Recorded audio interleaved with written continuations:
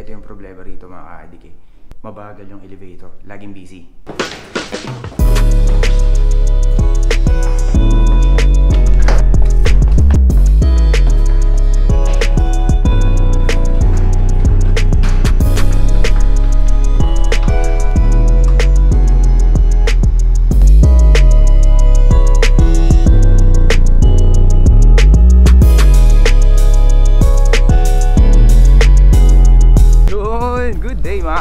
Yup, it's me.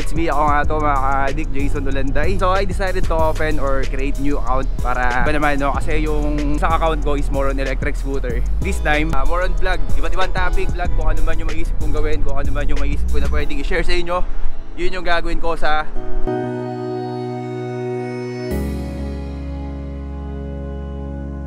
nakikita nyo ba yan mga ka-addict?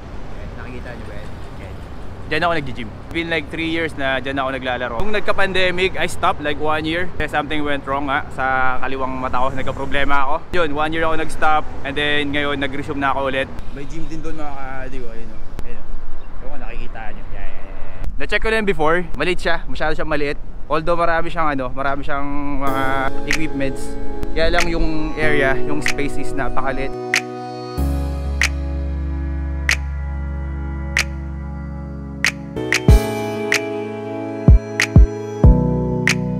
Yung entrance ng gym mga ka-addict sa likod ng building. May gym din sa kabila. Yung building na yan.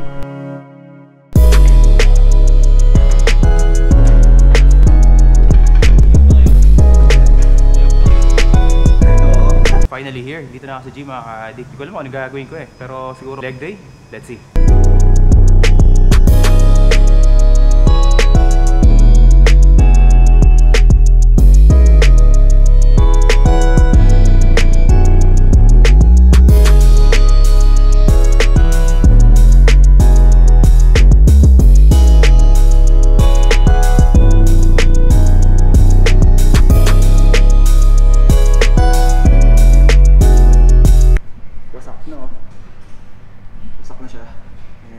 Almost 6 years ko na kami nagamit. Yan, 6 years po, 7 years.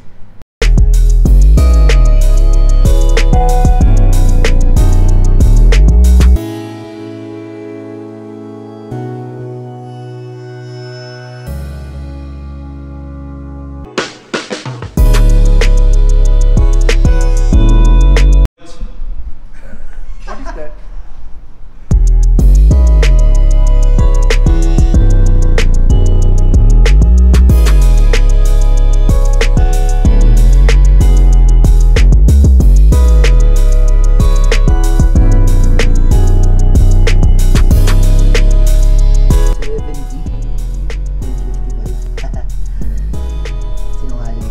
Months, 300. Right, bro? Right. Yeah. 3 months, 300. Bro, you better discuss. Come on. No. Huh? You use it better right there. You can do it, coach. That is the actual prices, and that is the discount prices. Okay. Actual price, discount price. Yeah. Then couple of plan also is available, and the separate ladies plan and separate men's plan.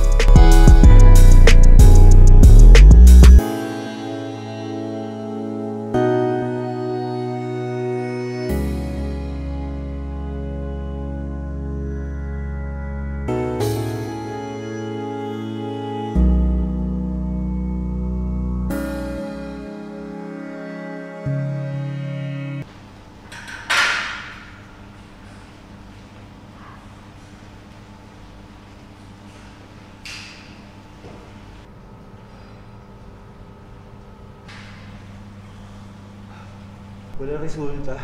See bro? Coach, trust. See you. I will wait your YouTube channel.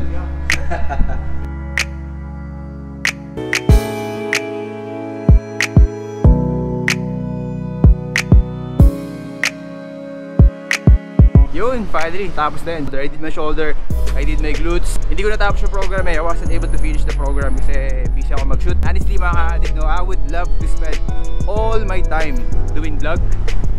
kung meron lang ako chance talaga na gawin yung ganun. Summer na summer na mga idol. Summer starts here on April until September. Mga buwan na yon mainit dito, especially on June, July, August. Yung 3 months na yon sa kalagitnaan ng summer season, napakainit talaga, literal. Kung papangarapin tumambay sa labas kasi ang init. Alam mo yung feeling na parang ang nasa harapan ng ng ihawan, ganun.